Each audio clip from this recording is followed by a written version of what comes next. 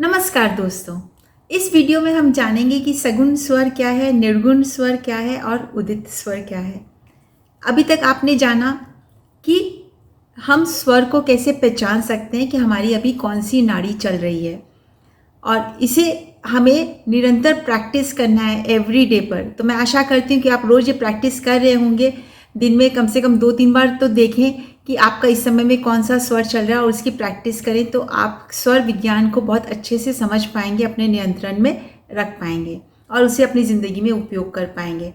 तो चलिए, इस वीडियो में हमें ये समझना है कि सगुण स्वर किसे कहते हैं, निर्गुण स्वर कैसे कहते हैं और उदित स्वर क्या होता है।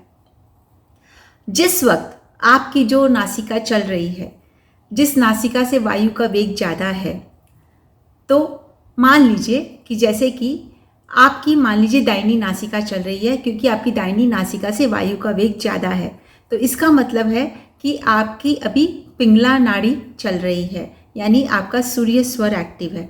तो अभी आपका सिंस दाहिने साइड वाली जो नासिका है वो आपकी एक्टिव है, तो इसे हम सगुण स्वर कहेंगे। आपकी पिंगला नाड़ी इस समय में, इसे हम सगुण स्वर कहेंगे।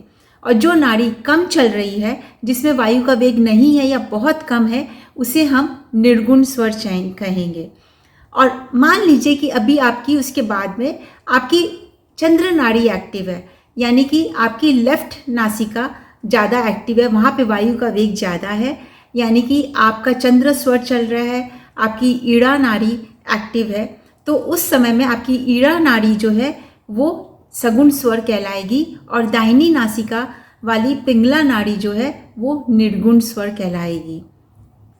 तो मैं आपको एक बार फिर से समझा दूं कि जिस वक्त आपकी जो नासिका ज़्यादा एक्टिव है, तो जो स्वर चल रहा है, कि मानिए कि आपका सूर्य स्वर चल रहा है, तो वो उस समय में आपकी सूर्य स्वर यानी कि पिंगला नाड़ी को आप सगुण स्वर कहेंगे।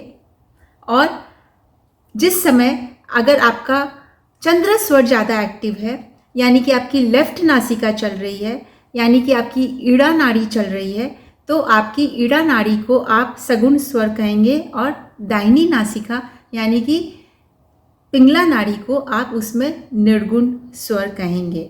ये जानना बहुत ज़रूरी है, क्योंकि आगे आने वाले वीडियोस में आपको पता चलेंगे कि कई काम ऐसे हैं जो आपको सगुण स्वर में करना चाहिए और निर्गुण स्वर में नहीं करना चाहिए। तो जब आपको ये कॉन्सेप्ट क्लियर होगा कि सगुण स्वर किसे कहते हैं, निर्गुण स्वर किसे कहते हैं, तब आप उसे अपने जीवन में उपयोग कर पाएंगे। तो मैं मानती हूँ कि ये आपको क्लियर हो गया होगा। तो अब मैं आपको ये बताती हूँ कि उदित स्वर क्या होता है।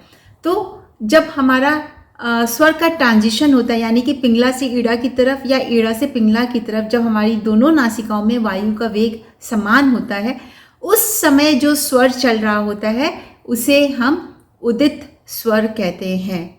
वो ट्रांजिशन पीरियड में जो नाड़ी चल रही होती है उसे हम सुषुम्ना नाड़ी कहते हैं, और उस समय जो स्वर चल रहा होता है उसे हम उदित स्वर कहते हैं। तो आगे आपको मैं बताऊंगी कि आप सगुण स्वर, निर्गुण स्वर और उदित स्वर के क्या कार्य हैं और इनका क्या रोल है।